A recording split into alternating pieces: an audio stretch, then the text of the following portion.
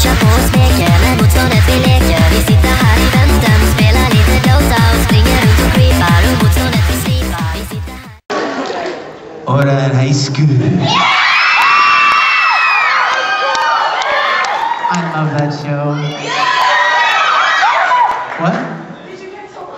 Oh, keep your fingers crossed. Keep your fingers crossed. There is no news on the Oran High School front at this time, so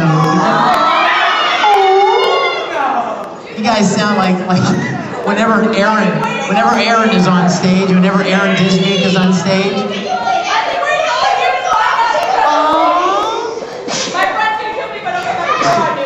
Really?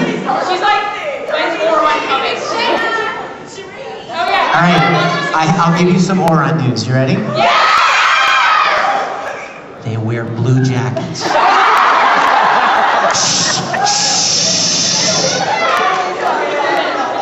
Don't speak of it! Okay, you know what? I love you guys, and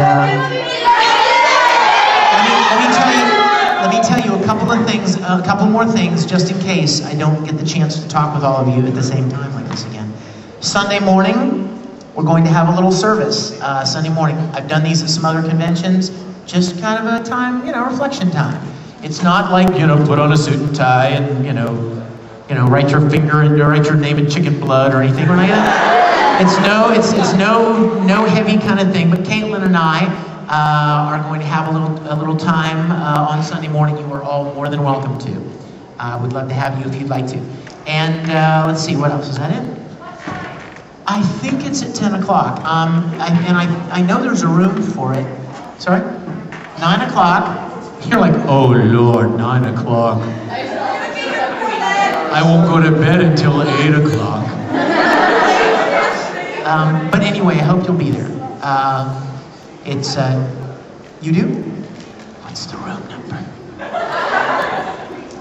S329. S-Sam. 329. Okay, let's take some questions. I know we only have a half an hour. I don't think I've ever done a half an hour Q&A panel. It goes by so fast. So yes. Oh, good. Yeah.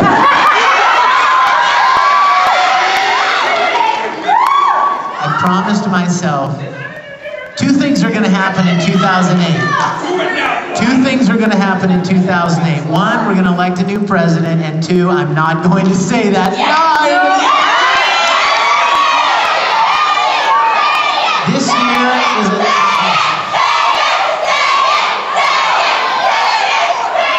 I will not be moved by your peer pressure.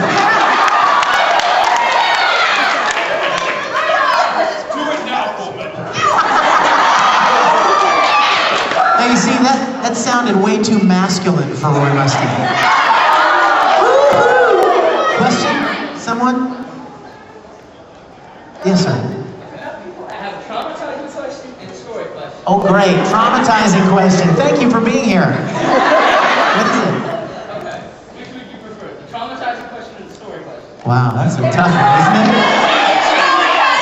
Story question. Wait a minute. Will the traumatizing question traumatize me or them? Yeah, that's a good question.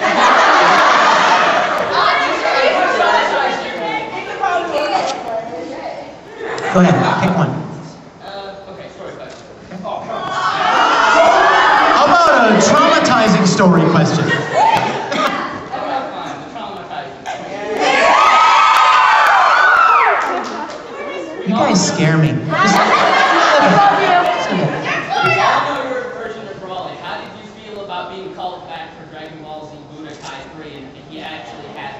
Yeah. Did he speak? Broly said 4 words. You know what? Let me tell you my feelings about Broly. I love being part of the Dragon Ball world, obviously. It's a big show. It was a really neat opportunity. That was like the first thing that I did for Funimation. And of course, since then, I mean, that was the start, and then Yu Yu Hakusho, and Kitty Grade, and Spiral, and Case Closed, and then Full Metal Alchemist. So I love Funimation. excited to be a part of Dragon Ball, but I had no idea how hard it would be on The Voice to yell and scream for 4 hours. Have you guys ever been in an argument when you're yelling at somebody and you literally get lightheaded because you're yelling?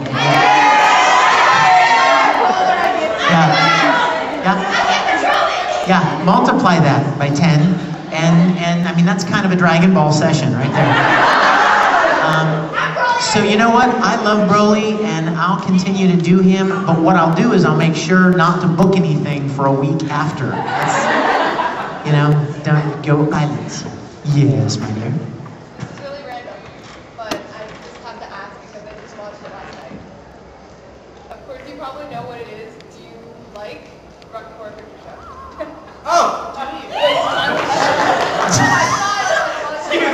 You know what?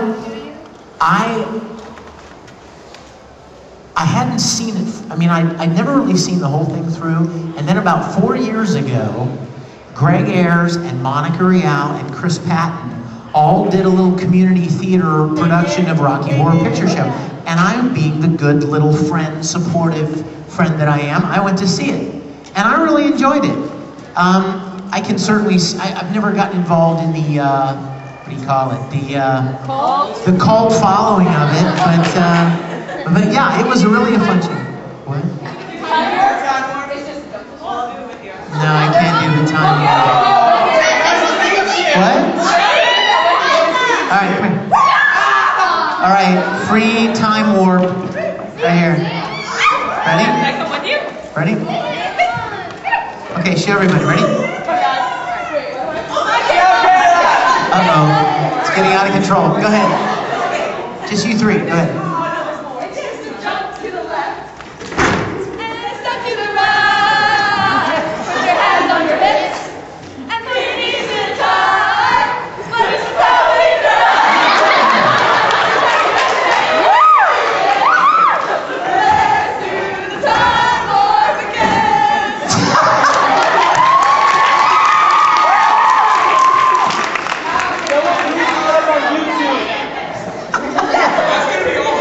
I just thought of a great idea.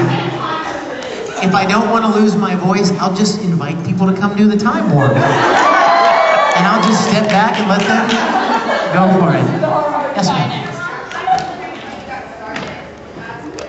Oh, good question. Good question. About 10 years ago, well, she asked how I got started. Let me just let you guys know. And I know that this young lady over here asked a question about getting into voice work.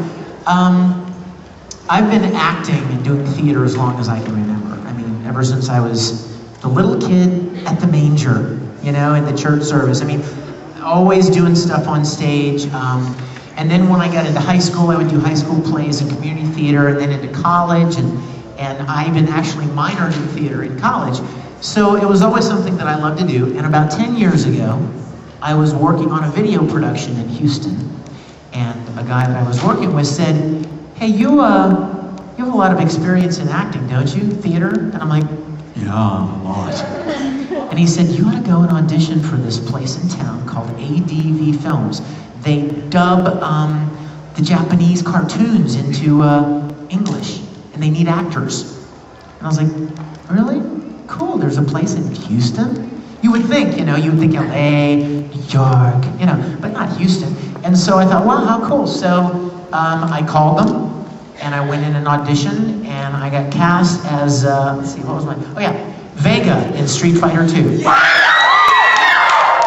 Yeah, we were walking around the dealer's room, and I saw a little Vega action figure. I'm like, aww, that brings back memories.